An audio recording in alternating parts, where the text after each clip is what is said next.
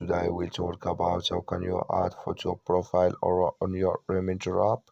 We're going to figure out the solution on how you can do that in your app. So you just follow this ways, then it's going to work with you. All you have to do, you just go above this sign here, click on it. So then it's going to show for you a list like this. Then all you have to do, just go above this sign, click on it here.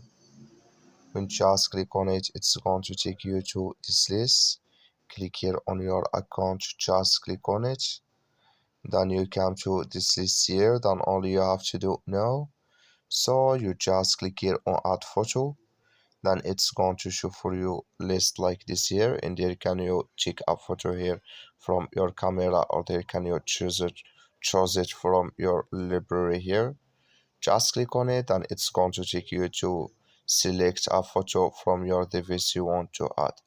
That's all you have to do. Thank you for watching. Don't forget to support us by liking, subscribe.